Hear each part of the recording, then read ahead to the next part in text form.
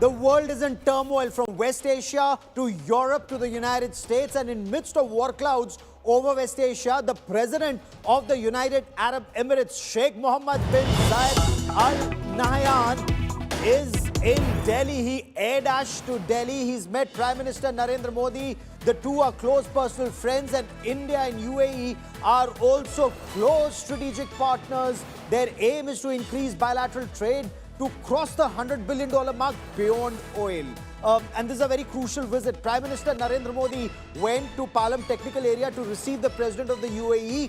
They traveled together to 7 Lok Kalyan Marg. The images that you see on your television screen, this indicates the warmth, not just in their personal ties, but in India-UAE ties. Now, Foreign Secretary Vikram Misri says India-UAE summit, it was short, but it was substantive.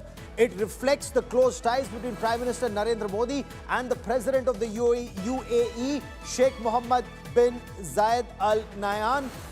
Talks were both restricted, one-on-one, and of course at the delegation level. There are several key agreements that were inked. That's breaking news that's just coming in, including a letter of intent towards a strategic defense partnership, cooperation on space infrastructure, and UAE's participation in the Dholera investment region. Plus, there's a long-term LNG supply deal that makes UAE India's second largest LNG supplier. The two sides have also agreed to deepen cooperation on food security, civil nuclear energy, artificial intelligence, data centers, and supercomputing, reinforcing the width, the breadth of the India-UAE strategic partnership. For India, UAE remains a very critical economic and strategic partner, backed by the Comprehensive Economic Partnership Agreement, which was the basis framework which led to growing trade, strong investment. India's trade with UAE, it grew to about $83.7 billion in 23-24, and this visit comes at a very sensitive time, especially in West Asia. Iran-US tensions remain extremely high. Gaza continues to simmer. Then there is the Yemen conflict, tensions between UAE and Saudi Arabia. Against this backdrop, the Modi MBZ visit and the dialogue on a wide-ranging subjects, it shows that the timing is very crucial.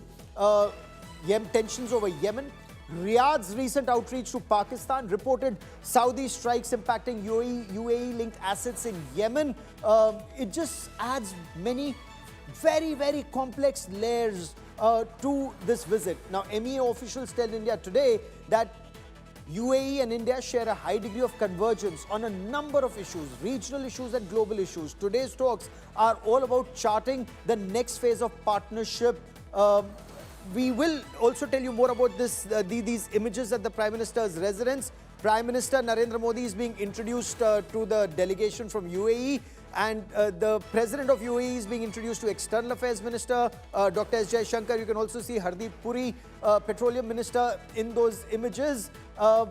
Plus, I must tell you, when the Prime Minister visited, welcomed Sheikh Mohammed bin Zayed Al Nahyan, the President of UAE, and his family at his residence, the Prime Minister presented traditional Indian gifts to them.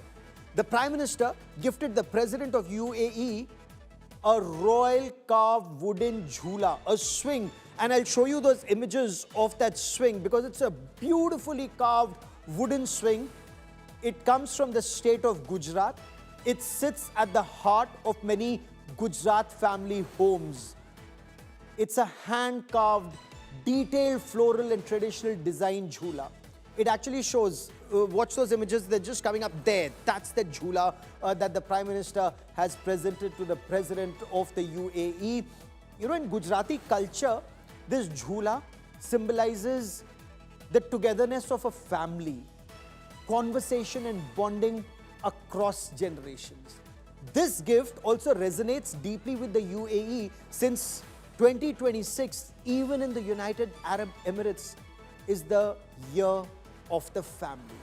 Then the Prime Minister also gifted the President of UAE a pashmina shawl in an ornate silver box. This Pashmina shawl comes from Kashmir, an integral part of India.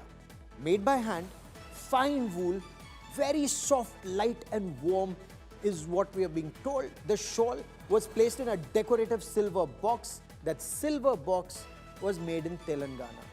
Together, they represent India's rich tradition of handloom and handicraft. Pashmina shawl in an ornate silver box was also gifted to Her Highness Sheikha Fatima bint Mubarak Al Ketbi.